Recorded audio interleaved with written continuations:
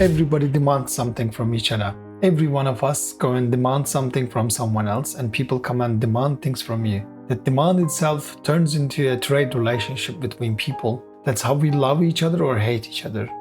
If my trade relationship with you is good, then I'm good with you. I love you so much. If my trade relationship with you is not good, if I'm not getting what I want from you, you're not good. It could be the other way around as well. The more I give, the more I might feel better. The more I give, the more I feel superior. You have to be very careful with people who are willing to give all the time. And you have to be very careful with people who are willing to take all the time. But regardless, we all have that here imprinted. That is our trade relationship. And we think it is love. The bigger the present, the better the love is. Of course. The more expensive the things are, if I'm giving you, I'm sacrificing everything I have for you, and you feel more special. Is that true? Is that how we want to live? Is that how we define our self-worth?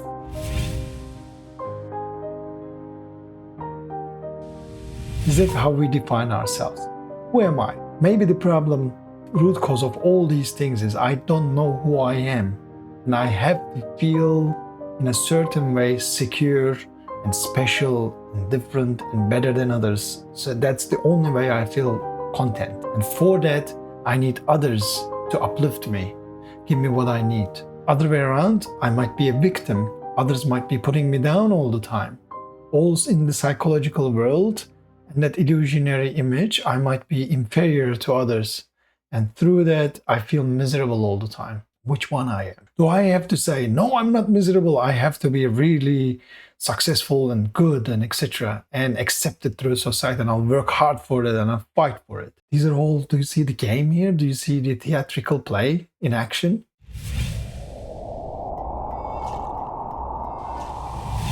And do you see the misery it creates? Not only between family members, between countries, between not only with relationships, but between the races and the religions and everything. When there is two divided group looking into each other, may it be individuals, may it be a larger group of people, then either I will try to protect myself and get your resources, or I will try to have a trade relationship with you, agree on certain terms so we don't harm each other, but I will get what I want from you. If not, I will hold a grudge behind the scenes. You never know, when the time is right, I might strike. See, all this drama is happening because we don't know who we are truly. If you were limitless, if you were boundless, if you had nothing that is binding you and limiting you, and if you are all the time content and fulfilled and you're okay with what you have, and would you have to feel like go and fight with another or try to look good and be a good person, do the relationship thing and buy things to each other? So the main topic is trade relationship is not true love. It is just trade relationship and only successful as long as two sides get what they want. And at some stage they're gonna conflict 100%. That is why none of the treaties, none of the contracts end forever. At some point, I want something else or more. I shift and change. We do not act naturally. We don't act through our values, principles. We act on what I can gain, what are my opportunities looking like from in the material world. It is because I don't know who I am. Am I all these things, or am I something that is far beyond that? That is the field that everything pops out in and out of existence. Who am I then? Who are you then? When I talk, who is hearing? Who is looking at behind your eyes?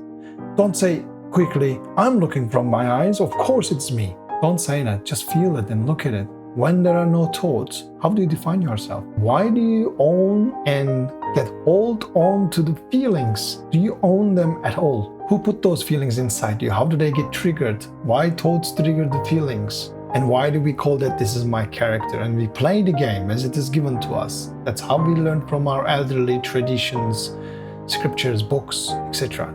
This is how we are. We have to do certain things at certain times.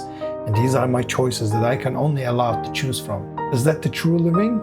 Or we have to wipe away all the false knowledge, all the old knowledge, and bring in today's information?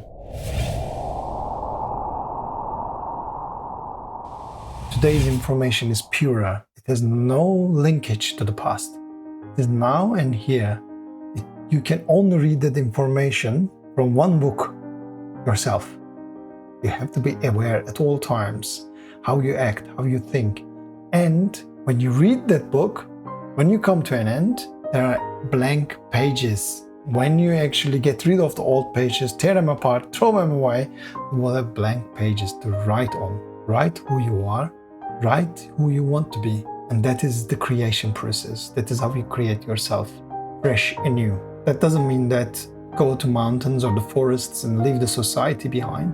That means know that this society will try to pull you in to the misery. Let's call it river of misery, river of pain, and live there forever. But then when you pull those pages out and start writing yourself, you move out from that river. And you look at the river and you say, hey guys, read your own book so that you can get out of that river. How many people will listen to you? We don't know. But there will be few with a spark in their hearts who would like to know the truth, who would like to live like a human being. Then that's your target audience. Much love and peace out.